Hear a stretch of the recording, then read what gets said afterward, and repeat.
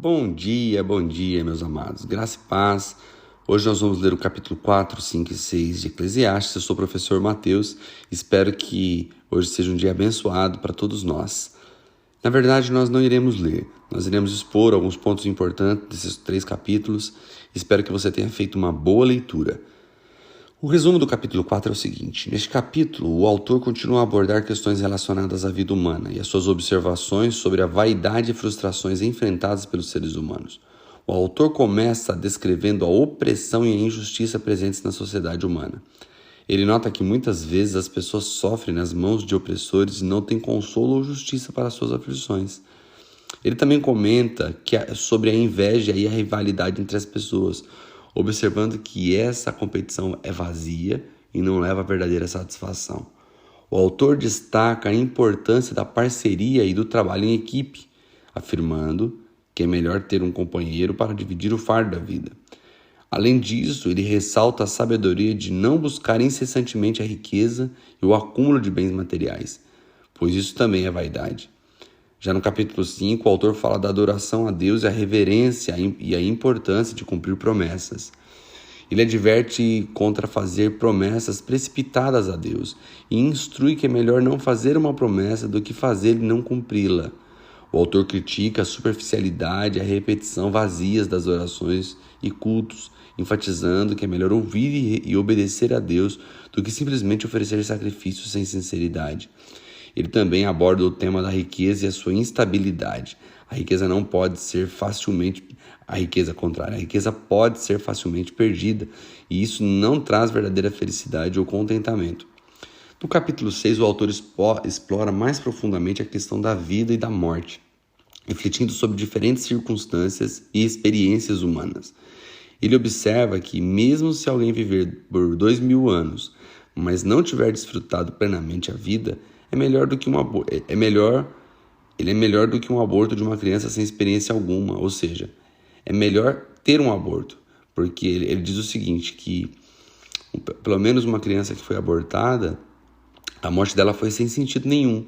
Já uma pessoa que viveu uma vida toda e não desfrutou, mesmo que ela tenha 2000 anos, se ela não desfrutou a vida dela, pelo contrário, o sentido foi negativo, porque não teve sentido a vida dela. Ela trabalhou e ela se esforçou e ela se cansou e não desfrutou daquilo que ela fez. Então não faz sentido e, na verdade, a vida dela gerou um cansaço, um enfado, e ele compara uma vida dessa pessoa como seria melhor ela não ter nascido. É exatamente isso que ele quer dizer. O autor ressalta que o desejo insaciável é uma característica comum da humanidade e que as pessoas nunca estão verdadeiramente satisfeitas, independente de quantos bens possuam. Ele destaca a incerteza do futuro e a inevitabilidade da morte, afirmando que o melhor é aproveitar a vida com gratidão e contentamento, em vez de buscar constantemente mais. Esses capítulos continuam a reflexão do autor sobre as complexidades da vida humana e as buscas vãs que muitas vezes a caracterizam. Ele enfatiza a importância de buscar significado e propósito em Deus e em atitudes sábias, em vez de confiar na riqueza material ou em empreendimentos vazios. Queria destacar alguns textos com vocês, lembrando vocês que a leitura de Eclesiastes é uma leitura que para muitos parece ser uma leitura desoladora, porque meio que diz assim, ó, é isso mesmo, a vida é essa dificuldade mesmo, e a gente tem que lidar com isso. E ele não está mentindo.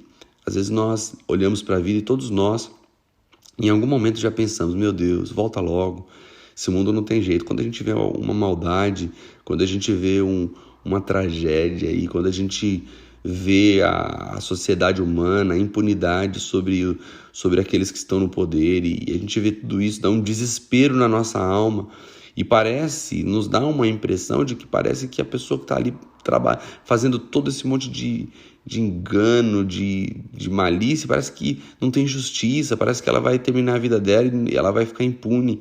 Nós sabemos que isso não é verdade, que há um trono de justiça esperando todos os homens, mas essa é a impressão que nós temos na terra.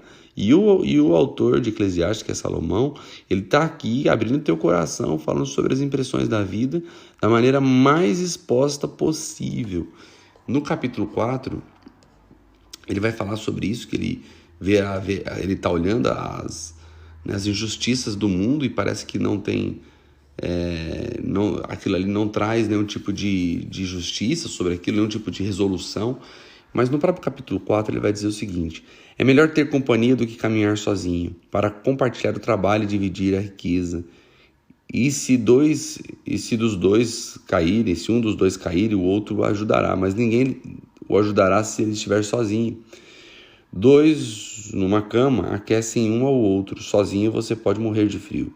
Sozinho você está desprotegido, mas um amigo pode enfrentar o pior. A ajuda de um terceiro será ainda melhor. Ele diz: um cordão de 3 dobras não se rompe com facilidade.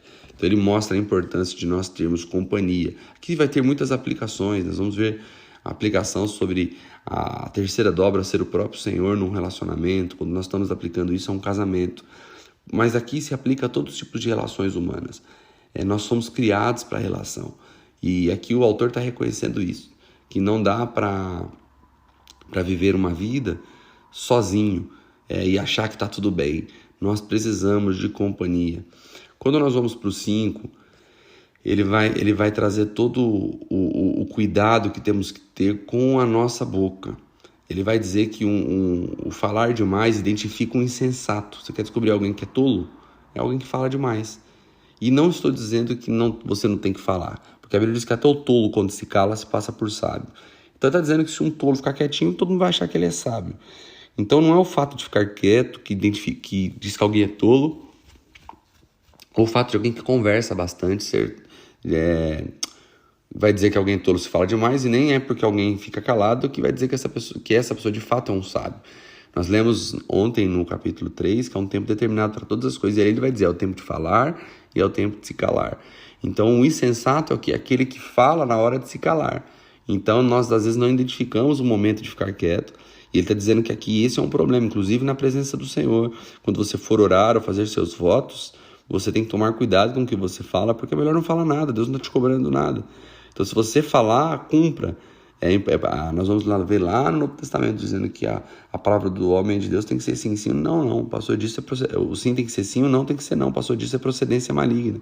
Ou seja, nós vemos num tempo onde o sim é relativizado e o não também. Você diz sim, mas o seu sim não quer dizer sim. E o seu não também não quer dizer não. E então isso percebemos que nós temos palavras que não procedem de Deus e nem de um coração puro, procedem do maligno.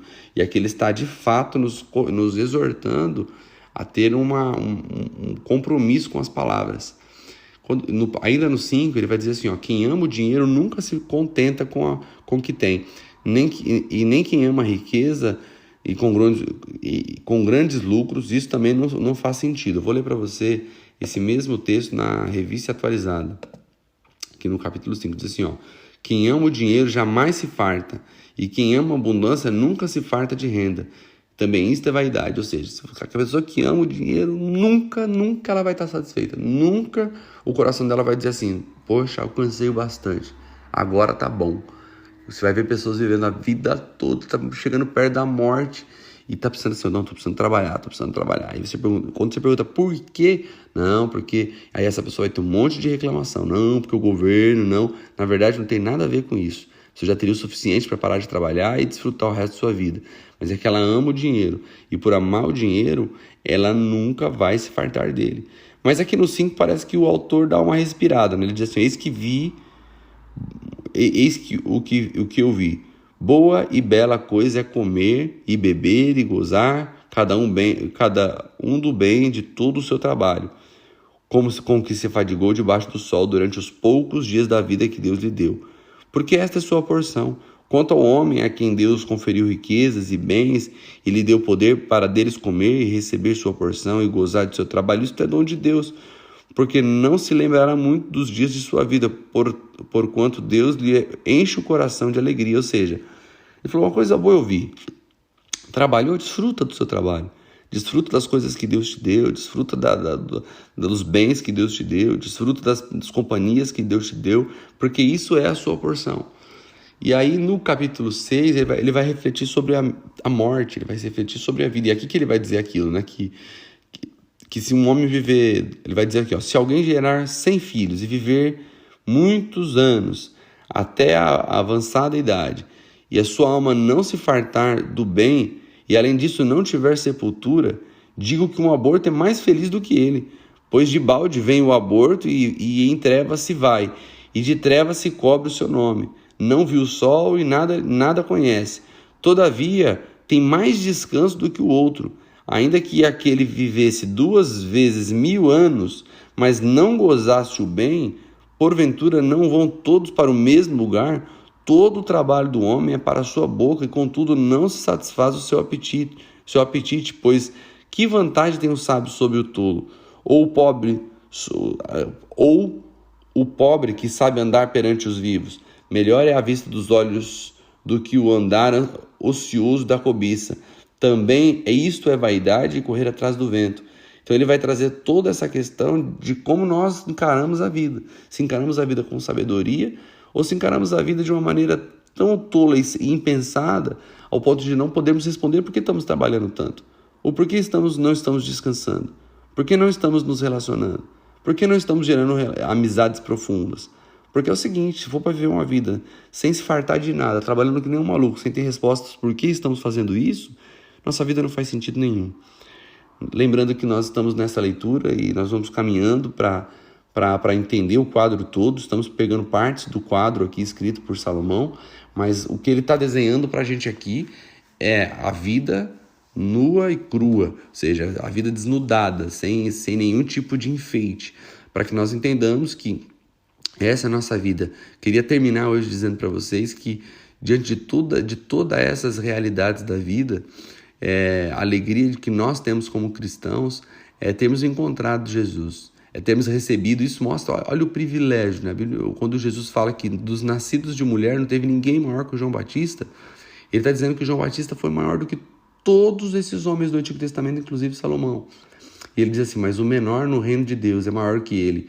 Ou seja, se o menor no reino de Deus é maior do que João Batista, e João Batista é maior do que todos que viveram até ali, eu quero dizer para você que você é maior do que todos que viveram antes de Cristo. Sabe, por um simples fato.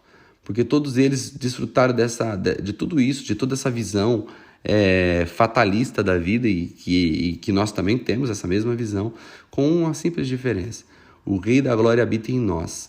E com ele habitando em nós, nós passamos a ter uma nova perspectiva, uma perspectiva redentiva de todo esse caos que é a vida humana. Então, se sua vida está passando por um caos, ou se você chegou nessa inevitável conclusão de Salomão, que você se lembre que Salomão não teve a grata experiência que você está tendo, de poder ter o Espírito Santo habitando dentro de você, dando a você uma nova perspectiva e a capacidade de redimir as relações e redimir a forma de viver. Que Deus te abençoe e que você desfrute da vida com o Senhor e que Ele possa te dar alegria nesse mundo caído e caótico. Tenha um lindo dia.